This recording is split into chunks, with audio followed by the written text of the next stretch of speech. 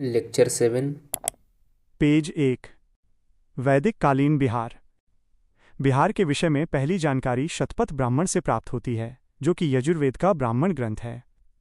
वैदिक काल से हमें आर्यों के इतिहास के बारे में जानकारी मिलती है। शतपथ ब्राह्मण के अनुसार बिहार के उत्तर में विदेह या मिथिला राज्य है, जहाँ की सर्वप्रथम आर्यों ने अपना निवास स्थान बिहार में बनाया। विदेह के राजा जनक के बारे में महाकाव्य रामायण में चर्चा की गई है।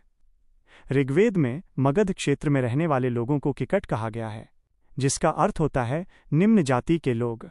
अथर्ववेद में भी मगध क्षेत्र का उल्लेख मिलता है। वैदिक काल में संभवतः माना जाता है कि बिहार के उत्तरी भाग में ही आर्य रहा करते थे। पेज 2। महाजनपद काल। महाजनपद का उदय भारत में 6ठी शताब्दी ईसा पूर्व माना जाता है। 6ठी शताब्दी ईसा पूर्व हमारे देश में 16 महाजनपदों का उदय हुआ। इसकी जानकारी हमें बौद्ध ग्रंथ अंगुत्तर निकाय से प्राप्त होती है।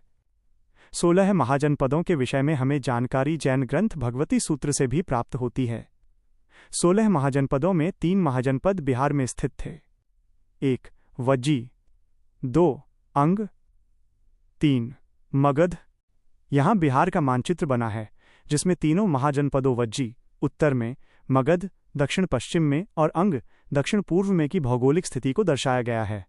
वज्जी महाजनपद वर्तमान बिहार के वैशाली तथा मुजफ्फरपुर इसमें शामिल थे। पेज 3। वज्जी महाजनपद की राजधानी वैशाली थी। वज्जी महाजनपद 8 कुलों का एक संघ था। लिच्छवी गणराज्य वज्जी महाजनपद में ही शामिल था। पूरे विश्व का पहला गणतंत्र लिच्छवी गणराज्य में ही स्थापित हुआ था। जैन धर्म के संस्थापक महावीर स्वामी का जन्म वज्जी महाजनपद में हुआ था। वज्जी महाजनपद के कुंडग्राम, जो कि वर्तमान बिहार के वैशाली जिला में स्थित है, संभवतः माना जाता है कि इसी स्थान पर महावीर स्वामी का जन्म हुआ था। वज्जी महाजनपद के वैशाली में प्रसिद्ध नर्तकी आम्रपाली रहा करती थी, जिसे वैशाली का नगर वधु घोषित कर दिया गया था। अंग महाजनपद वर्तमान बिहार के भागलपुर और मुंगेर जिला में विस्तार था। इसकी राजधानी चंपा शहर थी। चंपा नदी के किनारे चीनी यात्री हुएनसांग ने इसे चंपोंग कहा। अंग को मगध शासकों के द्वारा जीतकर इसे मगध में मिला लिया गया।